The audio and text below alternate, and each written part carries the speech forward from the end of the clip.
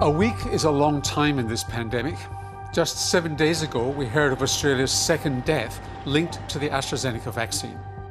A 52-year-old woman has died of a severe clotting condition in the brain after receiving the AstraZeneca vaccine. I will point out that it's only the second death, with now over 3.6 million doses of this vaccine being given across Australia. A Sydney woman in her early 50s had suffered a catastrophic stroke.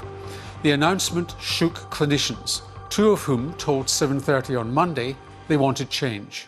In Australia now, with such low rates of COVID disease, the death of a previously well 52-year-old woman definitely asks us to reconsider the age threshold for the recommendation for AstraZeneca vaccine. It may be time to consider now that we do offer Pfizer vaccine for the 50 to 59-year-old age group. Personally, I do have concerns about looking very carefully at needing to move the age up to 60. Last week, after 3.6 million doses of Astra, there were 48 confirmed and probable cases of the rare blood clotting condition linked to the vaccine. 15 were still in hospital, one of whom was in intensive care. And it was becoming clear that severe disease from this clotting syndrome was more common in younger people, including 50 to 59-year-olds. Yet, the head of the Therapeutic Goods Administration doubled down on giving Astra to that age group. When you look at the frequency of this syndrome, known as TTS, it's still much more common in the under 50s than in the over 50s. And that was one of the factors behind the recommendation to government. But this afternoon, the Chief Medical Officer announced more cases. That's 12 new cases of this rare but sometimes very serious clotting condition, the TTS syndrome as it's called, in the last week, and 7 of those have been between the age of 50 and 59. The recommended age to receive AstraZeneca will now be over 60, after the added cases showed a higher incidence rate of clotting in 50 to 59-year-olds. Under 50, it's 3.1 per 100,000 doses getting this TTS syndrome, recognising that those younger people are getting the more severe forms of that, the older less. 50 to 59 has jumped up now to 2.7, so it's very similar to that under 50. So now an extra 2.1 million more Australians will have access to Pfizer.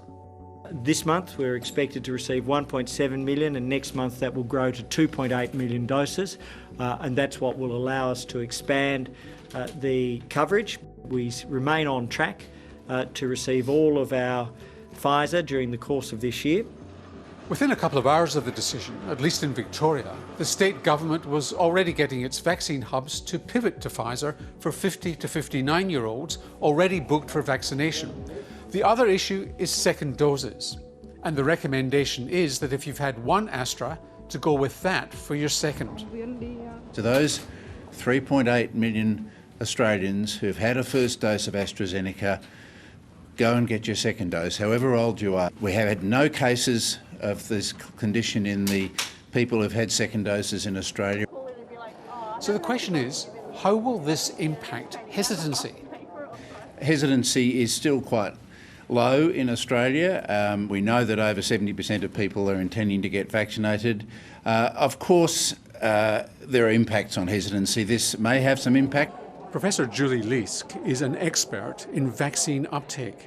There's no doubt that this decision will have an impact on people who are still recommended the AstraZeneca vaccine as the preference. But we also know that there's a decent proportion of people in those older age groups who are overcoming their hesitancy. They're recognising risk, and they're also weighing in the benefits of vaccination. And what about among those at the new age cutoff? What's the answer for them? There's going to be a small group who have already been angry that they don't have a choice about which vaccine to have, and that group is likely to continue to feel angry that they don't have that choice. It's clear there's a risk from the vaccine. We can't over-reassure people.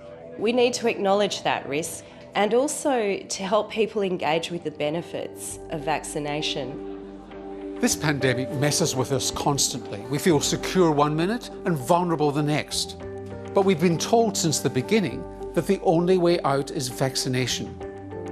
In an uncertain world, that's truer than ever.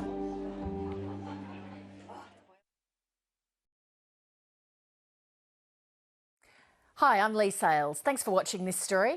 If you'd like to watch more of 7:30's stories, they are on the left of your screen. And tap on the button below to subscribe and get the latest from ABC News.